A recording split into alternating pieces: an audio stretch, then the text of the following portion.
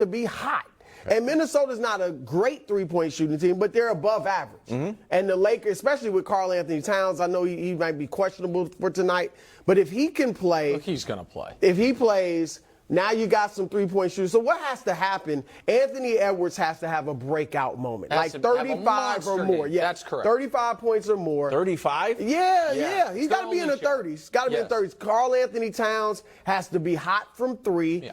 And then they need AD. I'm not saying it's going to happen, but they need AD to just have one of those kind of passive AD games where maybe he's 20 and 14. That sounds good, but they can live with that. Yeah. And then if LeBron has to carry him and he happens to be off from three or just cold, that's the formula. I'm not predicting it, but that's the formula for an upset. So here's the thing. I would actually, as someone who's rooting for the Lakers and picked the Lakers to win the title once Dallas was out, I would rather them play Denver in round one than Memphis.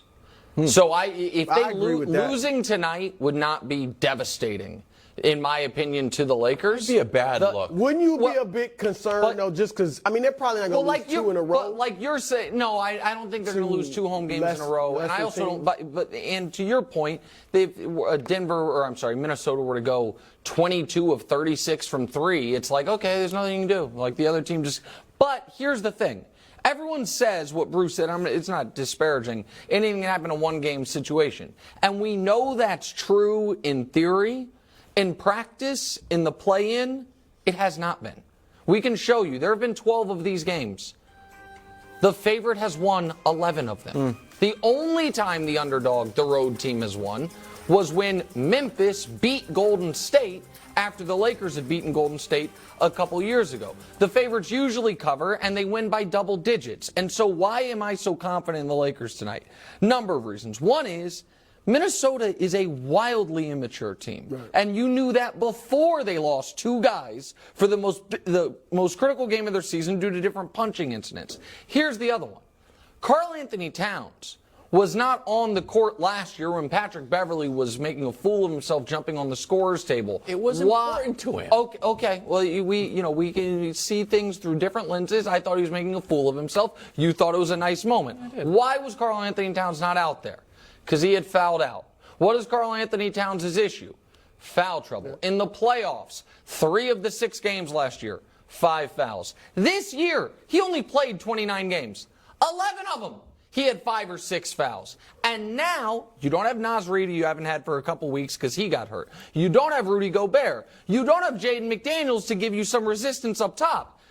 I would be shocked if Karl Anthony Towns can stay out of foul trouble, and they desperately need him. What'd you say? That friendly Lakers whistle. Okay, well, you can say that. That's a fact. It is a fact that the Lakers live at the free throw line. That is also because, oddly, LeBron does not. LeBron led all forwards in scoring this year if you remove free throws. He was not benefiting from the whistle the way other guys were. But Austin Reeves been great at it. Anthony Davis obviously great at it. And that's the style of play Darvin Ham has preached. But the last reason I'm so confident in, we can argue about who the greatest player of all time is. We can't argue about who the greatest play-in player of all time is. It's LeBron Raymond James. How many playing games? One. Oh, okay. There's only been 12 in total history. 8% of all history. Triple-double, and did this to Steph Curry to essentially end his season a couple years ago. Remember this? And this was a blind LeBron. I don't know if you remember, he only had one eye.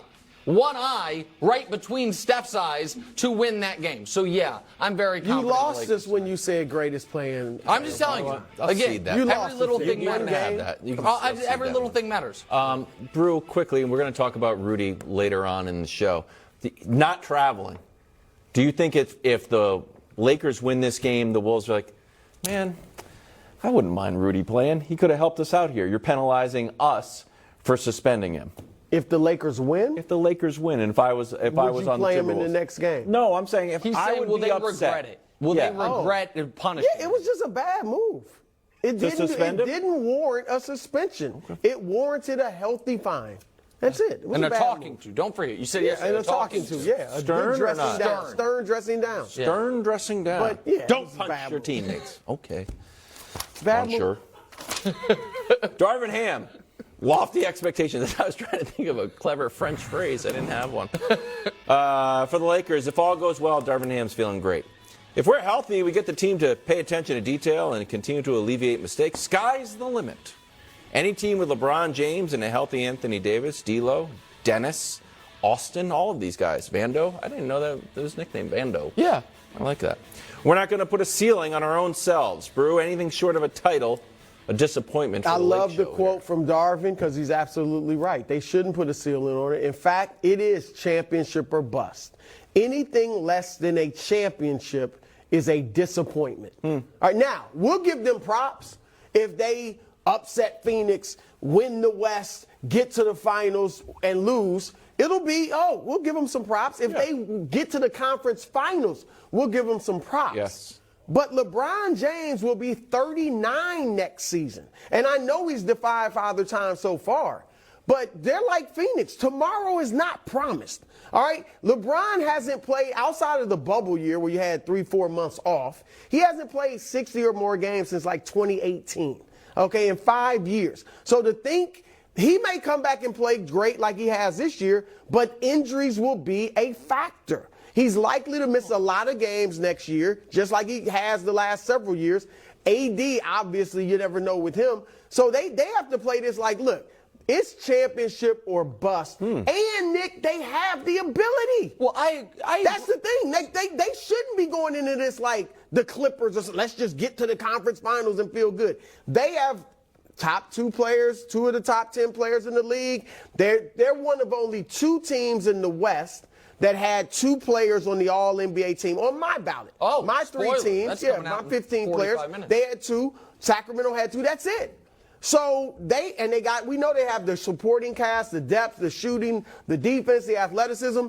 They should absolutely be thinking championship or bust. I think every team that has I think Cleveland should look at this as. But it's not a disappointment. There's a difference. Well, but hold on. Of course they want to win.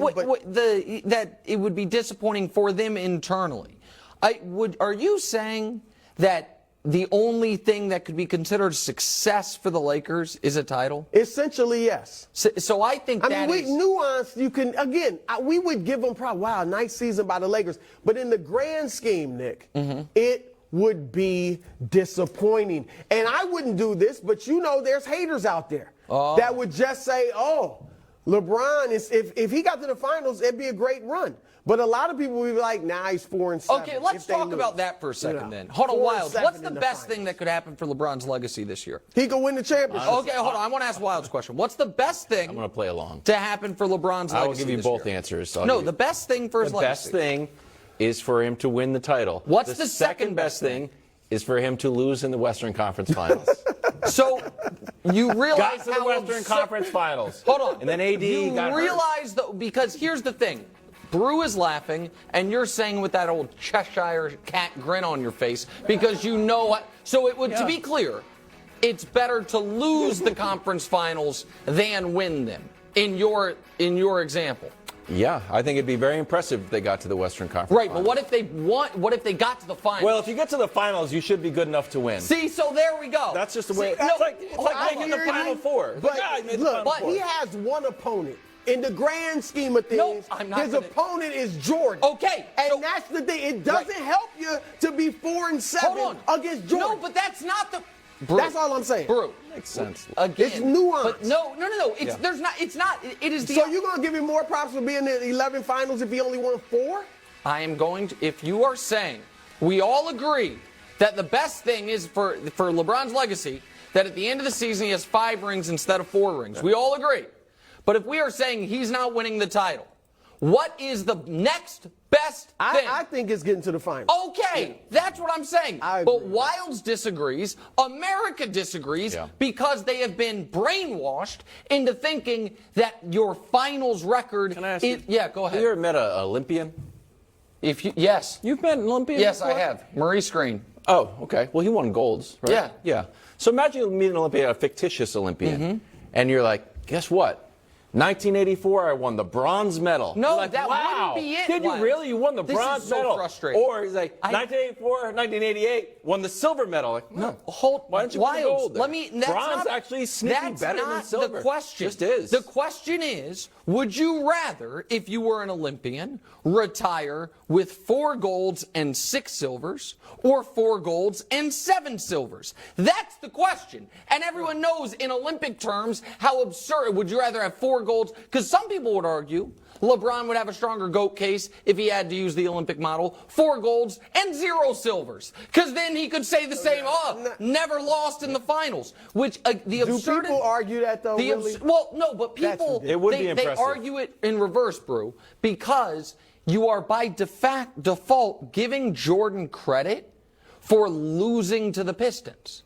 If you assume those Bulls teams weren't good enough to beat the Lakers in the finals, right? That you are then saying Jordan actually is, instead of being, I think 6-1 would be better than 6-0 because it would have meant. You disagree? Yeah. So you think it's good he lost to the Pistons? It's good to be undefeated. It's good he lost to the Pistons. I'd rather have 6 golds. I don't need the silver. Right. I got 6 golds. Right, but if you're not going to win a gold and that the silver's year, going in my drawer.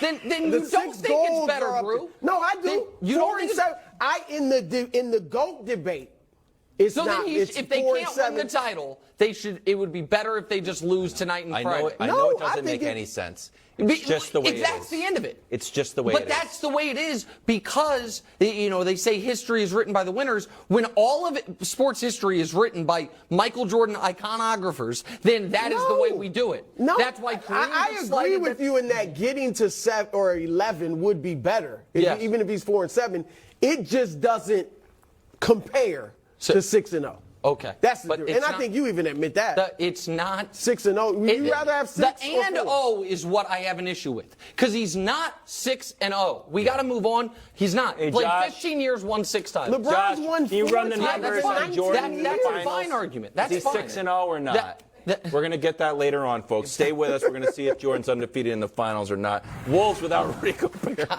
It makes sense, but you can't win. I'm right, though. You are. All right, Wolves without Rudy Gobert. Fellow teammate puncher Draymond Green weighed in on the latest drama. Take a listen. I personally think Rudy Gobert is a little on the softer side myself. He gained a little respect from me because he stood up for himself. I've never really seen the guy stand up for himself. Listen, nothing tickles Draymond like hitting guys who are way smaller than you. And so can I just ask a question? And I understand I'm putting myself at risk at, showing up on Draymond's podcast again, but that's fine. Do we have any evidence Draymond's actually a tough guy? Do we have any evidence that Draymond Green can fight or is an actual tough guy? Because I've tried to go back as far in history as we can about Draymond Green physical incidents. Right. Repeatedly hitting people in the groin. Is that considered a tough guy thing? Well, in my experience, no. Effective. Almost fought, reportedly, Steve Kerr, his much older, much smaller coach. Not typically a tough guy thing. Slapped a Michigan State football player when Draymond was a pro in 2016. But that's a football player, though. He's 6'180". He's a corner. I looked it up today. That's my size. So, what? But he was ready to. I assume he was ready to go with Durant. If it had gotten there, I think he was ready. Okay, Durant, not exactly a guy when I'm listing NBA guys that. I don't know, Katie. Talk some stuff. He might be tough. You never know. Maybe, but they also didn't fight.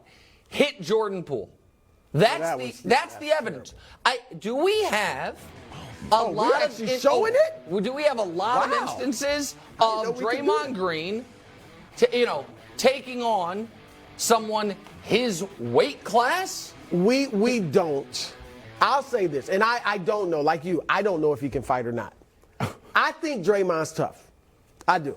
I would bet that he can handle it. He can throw those things. I would bet that he does. Because just the way he carries himself he might not be. I don't know.